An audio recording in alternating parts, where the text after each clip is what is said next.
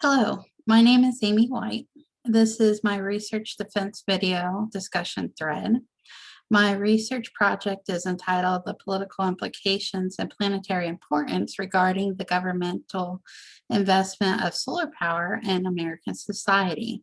The subtitle, The History of the Technological Innovation, Governmental Incentivization, and Economic Outcomes of Photovoltaic Solar Power. So the research question I addressed really began my research for this project. I wanted to look into the political implications of solar power in the United States. I wanted to know how important was government inducements and incentives towards the expansion and progression of solar power in the industry. And I wanted to define to the audience and the readers, how do we define solar power? And I also wanted to give a history, as this is a history course. So with the significance of this research, the importance really of this kind of research in this modern age that we live in offers political implications of solar power, of renewable energies in American economics and in society. It really gave a modern perspective. A lot of my sources were very new or fresh, as my husband says, but it just gives the information wasn't too new to where it wasn't valid or as tainted as one might think, but it did give a thorough understanding of what we're looking at as far as politics, innovation, and all that intertwining to bring us to the point we are at with solar power. So I just felt that it was really inherently important as a historian to understand the significance and identify the efficacy of governmental inducements, or rather on the originality and the progression of the technology, specifically renewable energy, and more precisely in solar power.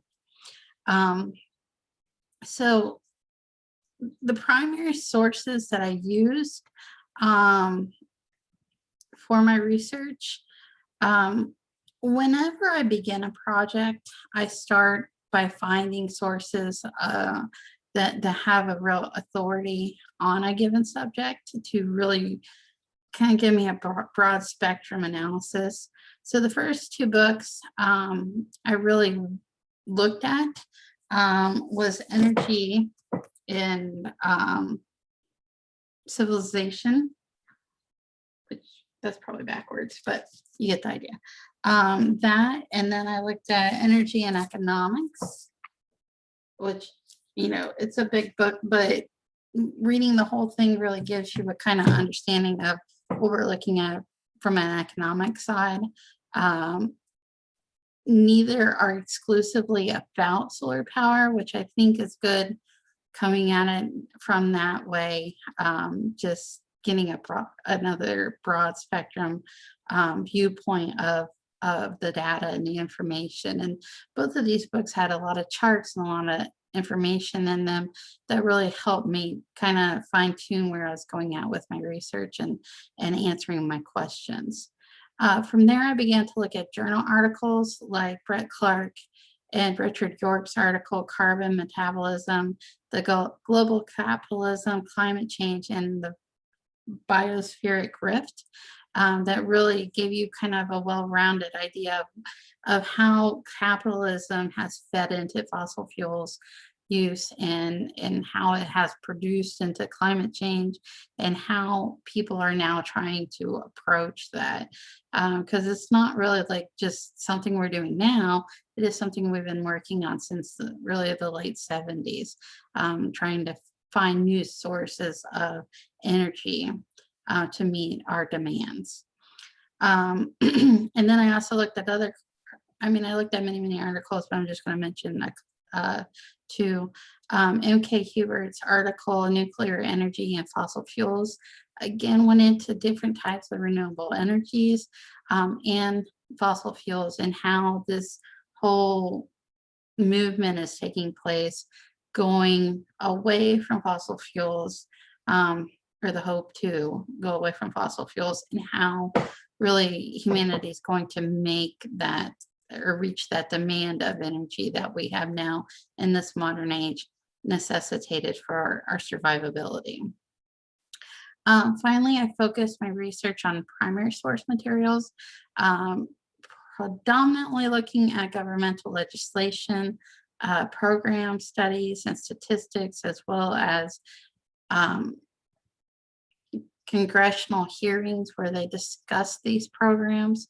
It really gave a profound understanding of what was taking place, the precedents of those laws and legislations and governmental incentivization that really honed in how these programs came to light and how they helped not just make it possible for people to buy solar power systems and panels and whatnot and install them in their homes and utilize them, and how businesses were able to do the same, but how they brought the costs down, and how they, by making more of a demand for it, because people were like, oh, that does sound like a good idea. I think I'll look into that because it's not going to cost as much. That creates a demand, and the supply goes up and the price goes down. And so by doing that, more money is able to go towards innovation and technology and so forth, and making a better, more effective product, essentially.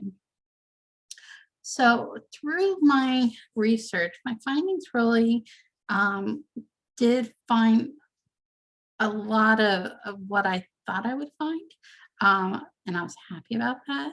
I concluded that the type of solar power that I was defining was actually called photovoltaic solar power, also known as PV solar power.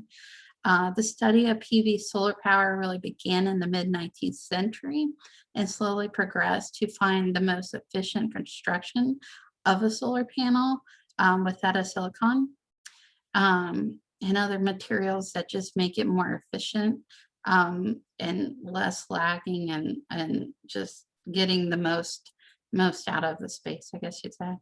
I also concluded that the growing threat of the reduced supply of fossil fuels and later the global warming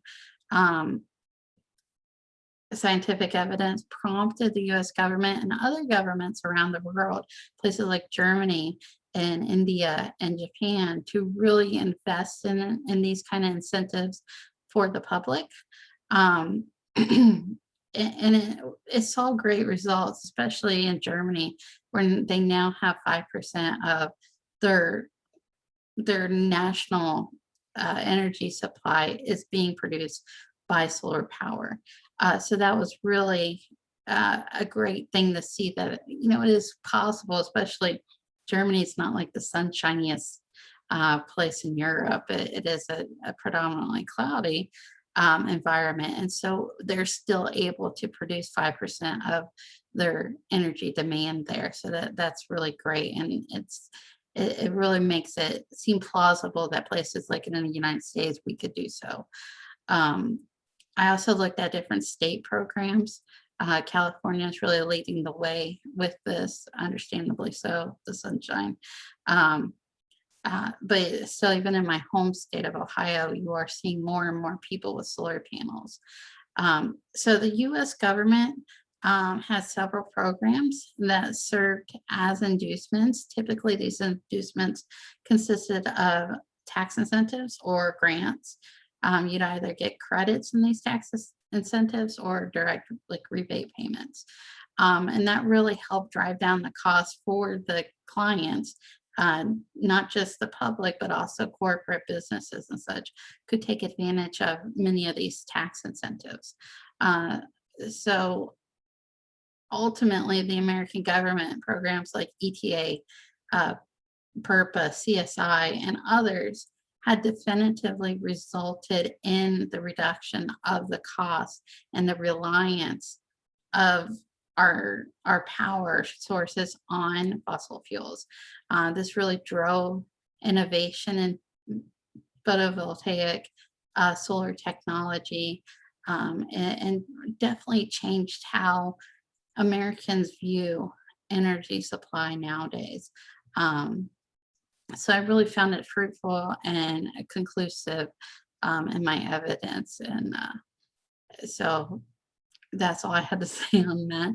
Thank you so much for taking the time to listen. If you have any questions, please let me know. I'd love to talk about it. And I wish you all a pleasant evening and good luck in your studies. Thanks again.